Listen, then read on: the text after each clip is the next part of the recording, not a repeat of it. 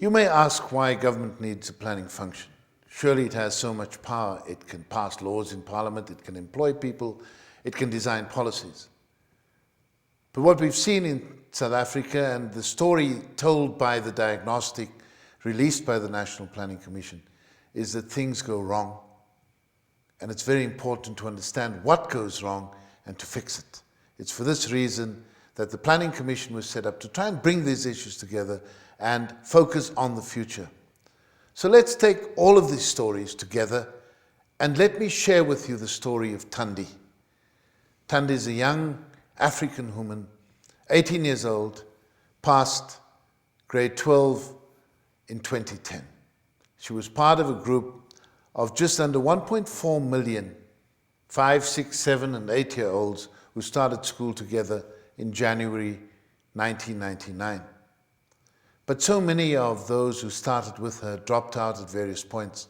The bulk of them, some 46% in fact, drop out at high school between grades 8 and 12. So that the people who come through the system, there were only 600 and odd thousand left of Thandi's group by the time they sat to write grade 12. 13% attained education sufficient to get them into university, and a further 12% allowing them to enter a college to do a diploma. So it's a very small group. 25% of those who started have the opportunity to take things further.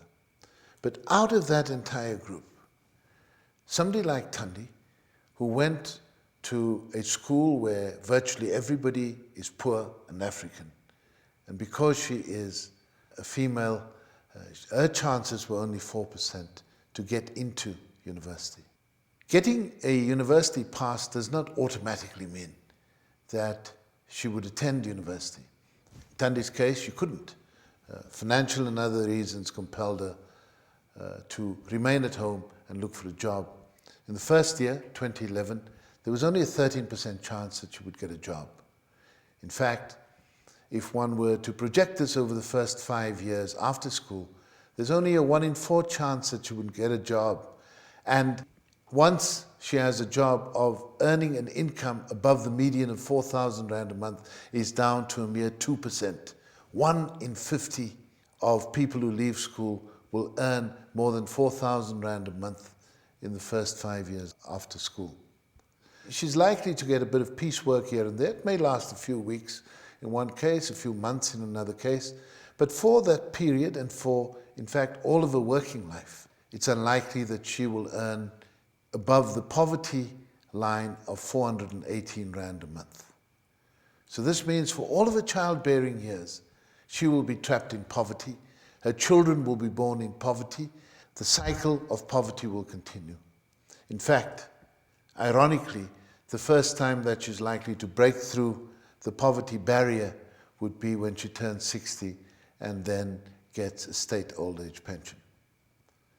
It's an important story to understand because there are so many Thandis in South Africa, and education is a fundamentally important part of it, but it's not the only part. Access to healthcare, access to community services, whether this be water, electricity, sanitation, or broadband, access to public transport, whether there's a library in the community or not, all of these are fundamentally important parts of trying to improve on the lives of people in South Africa. And it's in understanding the story of Thandi that we can bring all of these issues together, bring them home, and ensure that the country can focus attention on every aspect of what needs to be done. We need coordinated and focused implementation. This will only happen if there's leadership within the country, within the province, within the village, within the school, within Thandi's peers. Everything needs to come together. We must ensure that leadership is interested, focused, and determined to drive the changes together. This is what brings planning into play that makes it so important in South Africa now. The national plan has to attack the blight of poverty and exclusion and nurture economic growth at one and the same time. This will create a virtuous cycle of expanding opportunities, building of capabilities, reducing poverty, all of it involving communities in their own development and leading to rising living standards.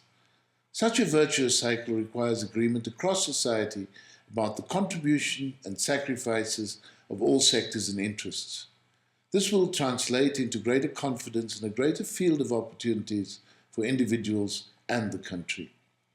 Growth and development and reducing poverty and inequality are the core elements of this virtuous cycle. Strong leadership throughout society, national consensus, social cohesion, and a capable state are its key enablers. For the virtuous cycle to work, you don't only need government, you need everybody. And the success of whether it's working is in the lives of the millions of people who, like Thandi, face the struggle to improve on the quality of their lives. That is the change that the plan must bring. That is the new form of accountability. That is the shift from where we've been to something new. It's a new story about South Africa, one that we will build together.